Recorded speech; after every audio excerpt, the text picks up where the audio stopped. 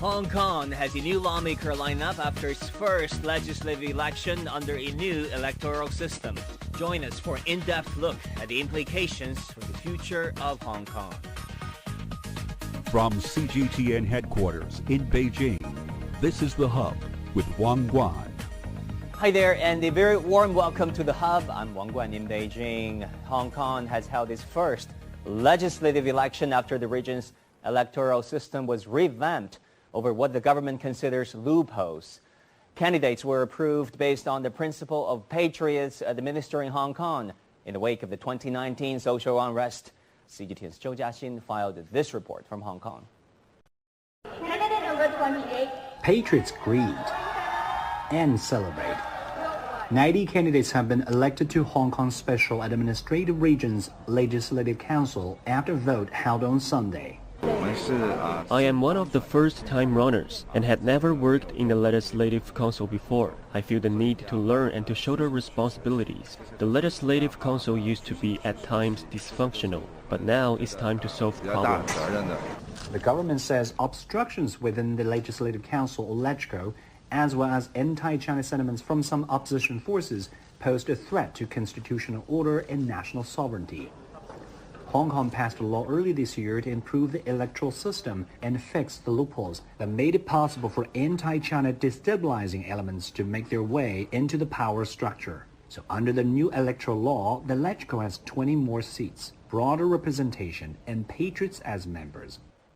咁所以喺153名嘅候選人裏邊呢，都有唔同背景、唔同立場。 We had 153 candidates with different political views and backgrounds, and Hong Kong people voted for their favorite representatives.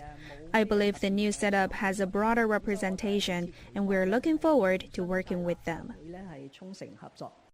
Newcomers also held the balanced and broader representation in the elections. We have a much bigger constituency. We are considering everyone within the medical and healthcare profession. That gives us a much broader view of the developments of medical and healthcare system of Hong Kong. The president of the LegCo, who's been re-elected, says he and other incumbent legislators are quite willing to pass on their experiences to their new colleagues who have new ideas, so that they can create more opportunities for the people and the city to thrive. We can work faster. It's like a high-speed rail putting back on track, and we can press the button and go. But young voters say political enthusiasm is not very strong among their peers, partly because they don't have enough information about the government's new policies. The youngsters of Hong Kong are not familiar with the city's politics under the national security law and the new electoral system at all. I think it takes time. The president of the Legislative Council says the new setup has to focus on economy and livelihood of people, particularly housing and youth employment. And that's at the core of the new electoral system and the region's course of democracy. Zhou Jiaxin, CGTN, Hong Kong. Now, for more on the Hong Kong LegCo election, let's turn to, in Hong Kong, Dr. Leung Mei Fun, Legislative Councillor of Hong Kong SAR government, and also Professor Witman Hung, Deputy of the 13th National People's Congress. Welcome to both of you. Let me start with you, Professor Hung. I mean, this election is not without its controversy. Beijing says this election is all about restoring law and order, patriots governing Hong Kong. On the other side, Western commentators point out the fact that the turnout is not precisely high, 30.2%. What do you make of all this? Well, first of all, it is an important, reform in the electoral system, which is essential to, ensure the principle of patriots administrating Hong Kong. In the past, because of the lack of a vetting system, we had people who were colluding with foreign powers who demonstrated that their sole purpose of getting into the legislature is to stop good things from being done, and through filibusters and other kinds of even violence. So I think it is a necessary step to reform. Another thing is that the new composition of the Legislative Council consists of 3 sectors, which one there's one from the election committee. They have 40 members, and these people have a much wider representation because it covers they will be addressing not just geographical concerns or professional constitutions concerns, but more about the whole city and that of the relationship between the city and the central government and the whole country. So it is important. And in terms of the turnout rate, yes, it's lower than before, but still 30% is not small. I mean, we have more than 1 million people voted. It is a new system. People are trying to get used to it, trying to understand it. Another thing is this election is a very fresh one. This time we have no smearing, no mud fighting. People are actually competing on merits, and they're competing on their views and not about how bad the opposition, their opponents are. I think because the lack of fights and like this, it may also decrease the enthusiasm of people voting. Right. It does take time for people to get familiarized with this system. We also have with us today on the Hub on CGTN, Dr. Liang. Dr. Liang, thank you for joining us. First of all, congratulations on being elected. How do you feel right now?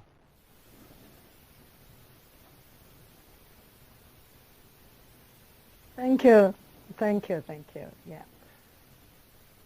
I mean, actually, you would like me to comment on the election system? Sure. I mean, what do you think this election was about? What do you think you won?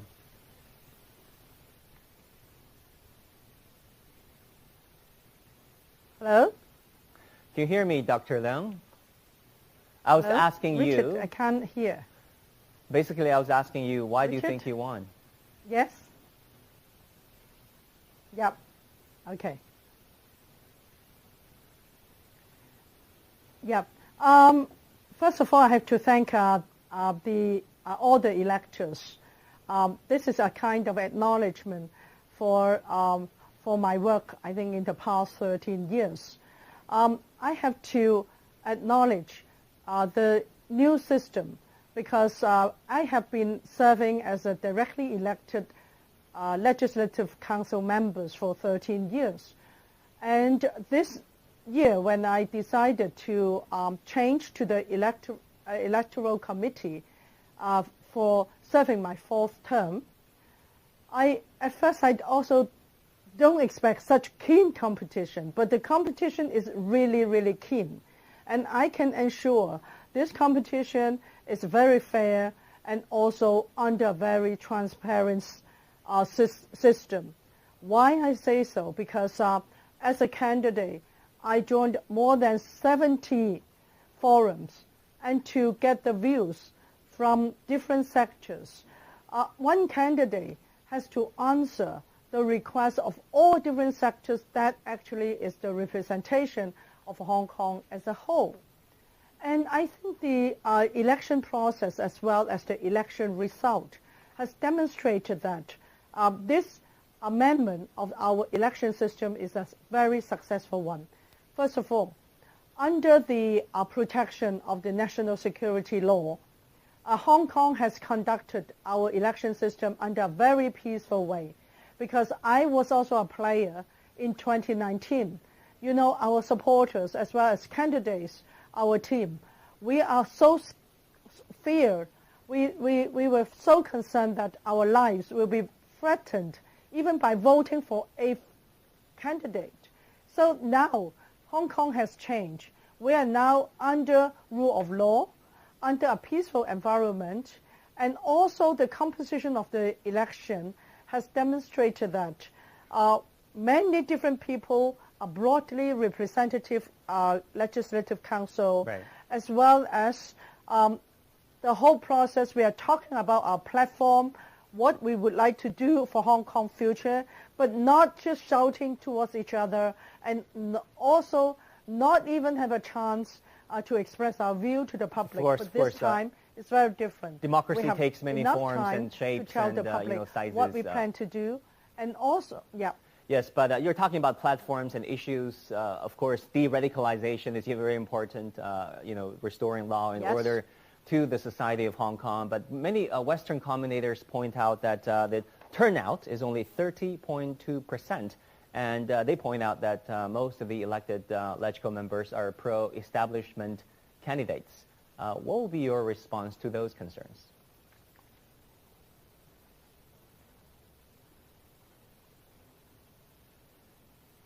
I think we have to ask them why they do not want to have a successful election in Hong Kong. This 32% election rate, of course, is not the most satisfactory percentage. We will work hard to get higher percentage by our next 4 years' performance. But first of all, we guarantee the rule of law under a peaceful environment. I really don't know why some foreign forces, as well as those people who carry radical thought, kept on advocating people not to vote. They waste their vote. We can't help. We kept on calling them to come out to vote, to represent, to express their view. But this is free choice. Hong Kong has no compulsory voting. So it's also part of our system to respect the free choice of people. If they don't want to vote this round, I think we would convince them to vote next round, because in the coming Legislative Council, I believe 19 of us would work hard to reach consensus to solve the deep-rooted problem for Hong Kong, how to narrow down the differences between the rich and the poor, how to handle the elderly issues, how to give more mobility to our youth, how to get more housing supply under new land scheme. And this actually we welcome every Hong Kong person's voters to come out to choose their candidate. But if they did give up their voice and their vote, they cannot ask us. They should ask why they waste their vote. And I can say, wasting votes has nothing to do good, because they don't demonstrate what they want. As a legislator, we would hear their view. We have 10 districts of directly elected members.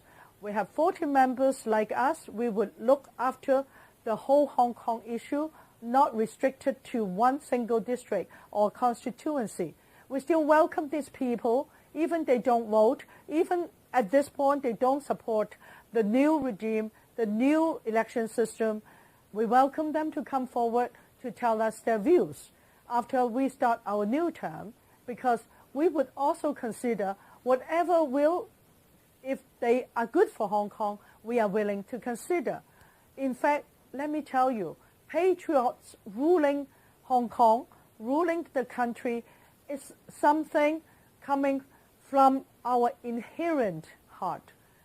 It is something that need not be expressly said and sung out. However, Hong Kong national education has not done too well. Also together with this foreign interference, they don't want Hong Kong to have a successful political reform or election reform. So they kept on attacking, ruining our existing system to be bad. And only the Western system is good. Let me tell you, I have served 13 years as a directly elected member. I'm very enthusiastic to have universal suffrage. That's why I left my university teaching post to join this election, direct election. But in the past 13 years, I was very disappointed that many radical members and many foreign forces kept on attacking Hong Kong system, don't allow us to perform under filibustering tactics, under quorum bell. People even don't have a minute to tell the public what we want to do, what we want to advocate in Hong Kong to improve the livelihood, to narrow down the differences between our different sectors, our differences in the community. We want to get consensus, also including the opposition voices. But they don't allow us to say a word, because once they enter the Legislative Council chamber, they would shout, they would have physical fight, they even bring dirty buckets into the chamber, not allowing everyone to perform. This is not the democracy. You're talking about filibuster. I Want. remember back in the day in 2012 in the United States. We want democracy to improve the livelihood of people. A congressman in the U.S. back in the day, and even named violence, Rand Paul, even violence, took a, right? 15, even 16 this hour cartel filibuster in the U.S. Senate, basically preventing things from happening over there, and also talking about voter turnout in the United States. Voter turnout has been lingering around 40 to 45%, only seeing improvement since 2008 when President Barack Obama, or former President Barack Obama, was elected. Professor Hung, let me turn to you. Really help us understand the new electoral system, because previously 35 seats from constituencies by region, and 35 from constituencies by sectors. And now the election committee takes 40 seats, as we can show you probably right here, leaving regional and sectoral constituencies with 20 and 30 seats respectively. And the prerequisite, of course, is for candidates to have at least 10 nominations from the election committee. Why is this change necessary? What good is it for Hong Kong people? Yeah. The first thing is having this election committee elected 40 members is very important, because the election committee, which has 1,500 members, has a much wider representation from grassroots to workers' unions, and also there's a sector of 300 people like me, who are NPC or CPPCC members, who also understand the overall plan of the whole nation and act as a bridge.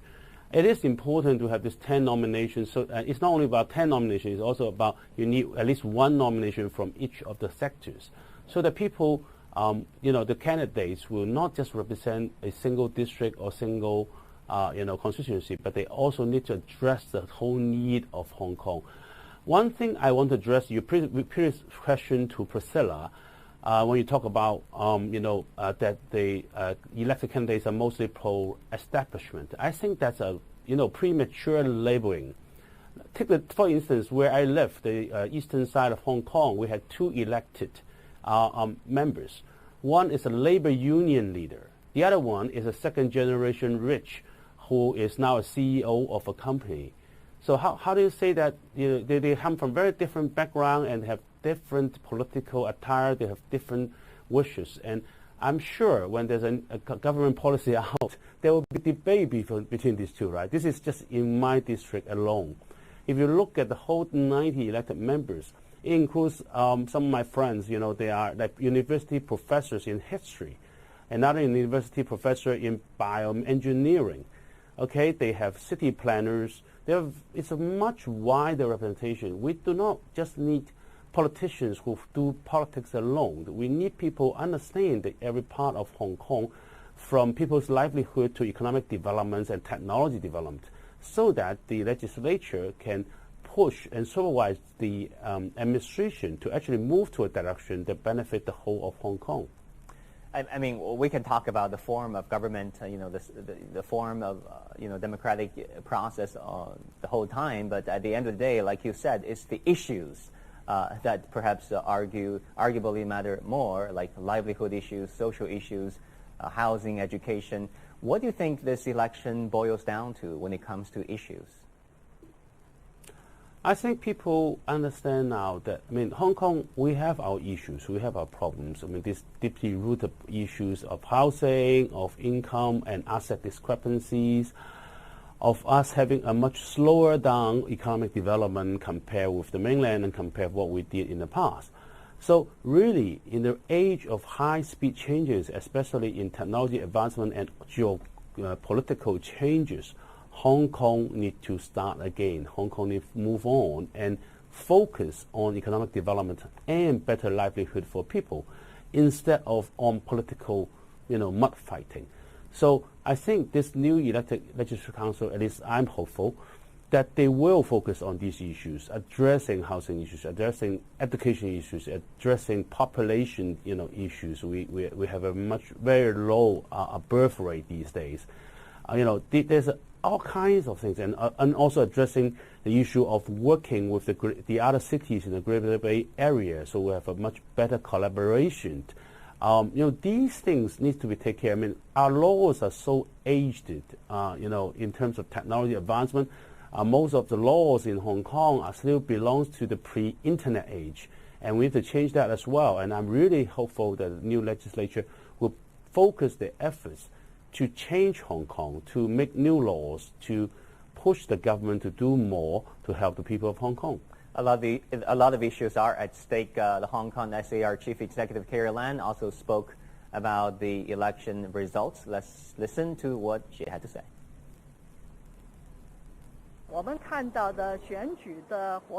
What we've seen in the campaigns is that the 153 candidates are from a wide range of backgrounds in terms of their ages, professions, fields, and political positions.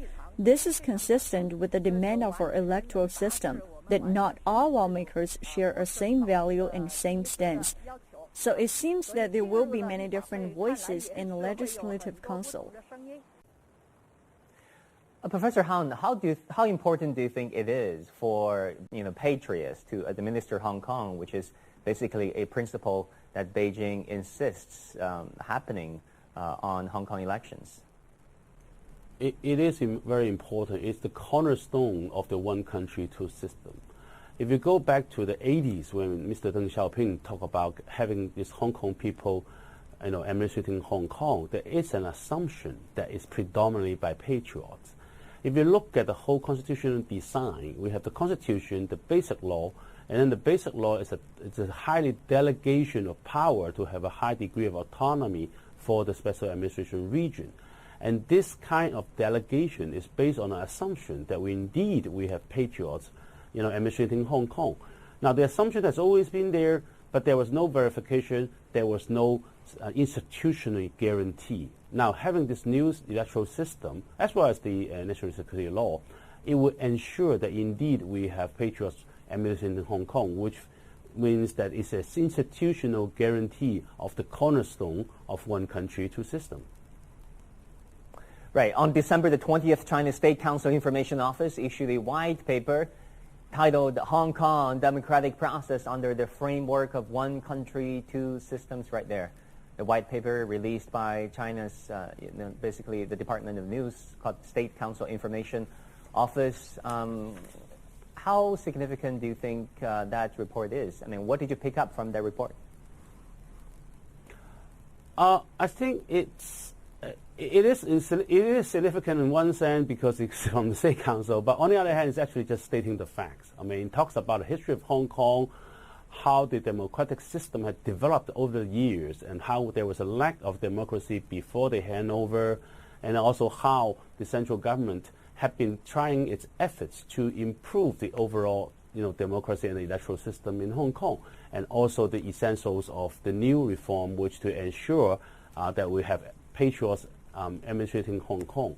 Another thing that it rightly points out is that with this new system, if we can ensure that only patriots can run for the elections, then it's a one step forward towards the universal suffrage. Because in the past, remember, Hong Kong is a city; it's part of the whole nation. It's not an independent, state. And then, if we do not have a guarantee that all candidates are patriots and support the unification of the city and the mainland or the motherland, then we have an issue, and there could become a constitutional crisis if they elected somebody who actually have linkage with, for example, foreign powers and foreign intelligence, who has the purpose of subversion and secession. So that's why this whole new reform will ensure that we will not have those people. And then at that time, then maybe we should, we can move towards the universal suffrage, which was stated in the basic law. Well, finally, very quickly, how do you think the democratic process of LegCo elections can better engage young people, the young voters of Hong Kong, in the future? I think we have to do more than speak. Okay, if the new legislature with the new administration, because there will be a new elected GE next year, together really move forward to make Hong Kong a better place, to allow better upward mobility for young people, to have to solve some of the housing problems, and also to help them to develop their careers. They will acknowledge that. I personally, I hate to say that, but I really think, the number of turnouts or whether people vote or not is not that important. The most important thing is the elected legislators and the elected government officials, the CE, they work towards the betterment of Hong Kong and the betterment of the people of Hong Kong. Professor Witman Hung, Deputy of the 13th National People's Congress, also Dr. Leung Mei Fun, Legislative Counselor of Hong Kong SAR Government. Thank you both for joining us on The Hub on CGTN. You're watching The Hub. We will be right back after the break. Welcome back. Sport is among the very few things that can inspire a sense of unity even when people disagree otherwise. For today's pick, I want to show you this video of Chinese mainland athletes, Olympians, visiting Hong Kong earlier this month. The delegation of 29 mainland athletes all competed in the 2020 Tokyo Olympics. In Hong Kong, they talked with students at the Polytechnic University, stunning the crowd with their fitness and skills. The long-standing tradition dates back to the 1988 Seoul Olympic Games. From the 2000 Sydney Olympics to the Tokyo Olympics today, mainland Olympians have never missed a stop. Fair to say that when mainland Olympians come, Hong Kong becomes a city of joy, certainly a bonding opportunity for people or sports lovers on the Chinese mainland and those from the Hong Kong SAR region. And that will do it for this edition of The Hub. If you have any comments or suggestions about our show or our pick, feel free to get in touch with me on social media. Thank you for watching. I'm Wang Guan in Beijing. Our news coverage continues on CGTN. Bye for now.